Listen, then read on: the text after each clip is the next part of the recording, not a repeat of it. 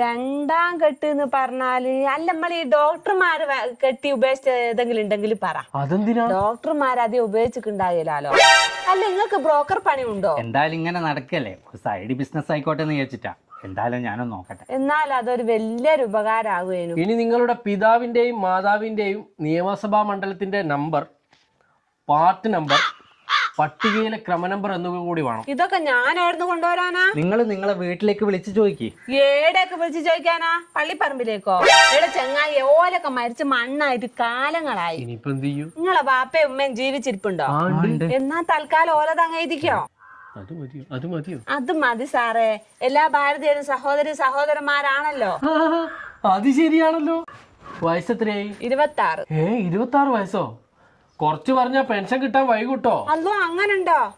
എന്നാ 36. അല്ല എത്ര വയസ്സിലാ വിധവാ പെൻഷൻ കിട്ടുക? അത് നിങ്ങളെ കെട്ടിയോന്റെ കയ്യിൽ ഇരിപ്പ് പോലെ ഇരിക്കും. 2 ഫോട്ടോ വേണം. ഫോട്ടോ? മോ അങ്ങനെ അന്യപുരുഷന്മാർക്ക് ഫോട്ടോ ഒന്നും കൊടുക്കാറൊന്നും യൂട്യൂബിൽ ഒരു ഉസ്താദ് പറഞ്ഞിക്ക്. ഫോട്ടോ തന്നിക്കില്ലേ റേഷൻ അരി പോലും കിട്ടൂലേ? ഫോട്ടോ റേഷൻ അരി കൂടി ലിങ്ക് ആക്കിയോ? ഞാൻ എപ്പം കൊണ്ടുവരാം. ഇതാ വിദേശത്ത് ആരെങ്കിലും ഉണ്ടോ? അപ്പുറത്തെ വീട്ടിലെ സമീറാനെ കെട്ടിയോനുണ്ട്. കഴിഞ്ഞ പ്രാവശ്യം വന്നേരം എനിക്കൊരു സ്പ്രേ കൊണ്ടെത്തന്ന്. അത് കണ്ടുപിടിച്ച സമീർ എന്തെല്ലാം വർത്താൻ അവിടെ വന്ന് പറഞ്ഞത്. എന്റെ പൊന്നാർ താത്ത, നിങ്ങൾ അവഹീതല്ല ചോദിച്ചത്. നിങ്ങളെ വീട്ടിലുള്ള ആരെങ്കിലും വിദേശത്തുണ്ടോ എന്നാണ് ചോദിച്ചത്. അതായിനോ? ഇവിടുന്ന് ആരും ഇല്ലാന്ന്. ഓക്കെ ഇവിടെ ഒരു ഒപ്പിട് കേട്ടോ. പെണ്ണ്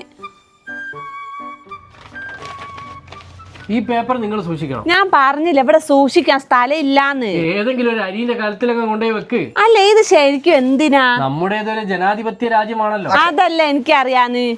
ഇപ്പൊ ഈ ഒപ്പിട്ട് തന്ന എന്തിനാന്ന് മാത്രം നിങ്ങൾ പറഞ്ഞു തന്നാ മതി. അതായത് നിങ്ങളെ ഭർത്താവ് വിവാഹം കഴിക്കുമ്പോ നിങ്ങളെ വീട്ടിൽ നിന്നും സ്വർണവും പണവും ഒക്കെ നിങ്ങൾക്ക് തന്നിട്ടുണ്ടാവുമല്ലോ. തന്നക്ക്. എന്നിട്ട് ആ സ്വർണവും പണമൊക്കെ എവിടെ? അതൊക്കെ മൂപ്പര് വിറ്റ് പുട്ടടിച്ചിന്ന് 25 പവൻ സ്വർണവും കൊണ്ട് കേറി വന്നോളാ ഞാന്. ഇപ്പൊ നോക്ക ഒരു തട്ടാൻ തൊട്ട പോലും എന്റെ മേത്തില്ല. എല്ലാ ദിവസവും റേഷൻ അരിന്റെ ചോറും പരിപ്പറിയും തന്നെ. അപ്പോൾ നിങ്ങളുടെ ഭർത്താവും നിങ്ങളുടെ രക്ഷിതാവും ഒരു കരാറിൽ ഒപ്പുവെക്കും. ഈ സ്വർണത്തിനും പണത്തിനും പകരം ജീവിതകാലം മുഴുവൻ നിങ്ങളെ സന്തോഷത്തോടെയും സ്നേഹത്തോടെയും നോക്കുമെന്ന്. അതുപോലെ ഒരു കരാറാണ് നിങ്ങളിവിടെ ഒപ്പിട്ടത്. അവിടെ നിങ്ങളെ ഭർത്താവാണെങ്കിൽ ഇവിടെ നിങ്ങളെ ആര് ഭരിക്കണമെന്ന് നിങ്ങളാണ് തീരുമാനിക്കേണ്ടത്. നിങ്ങളുടെ ഭർത്താവിനെ തിരഞ്ഞെടുക്കുന്നതിനേക്കാൾ സൂക്ഷ്മതയിൽ വേണം നിങ്ങളുടെ നാട് ഭരിക്കുന്നവനെ തിരഞ്ഞെടുക്കാൻ. അത് ശരിയാ. ഭർത്താവിനെ വേണേലും എപ്പം വേണേലും ഡിവോഴ്സ് ചെയ്യാലോ. ഇവരതും ചെയ്യാൻ പറ്റൂലാലോ. യെസ്, അതാണ്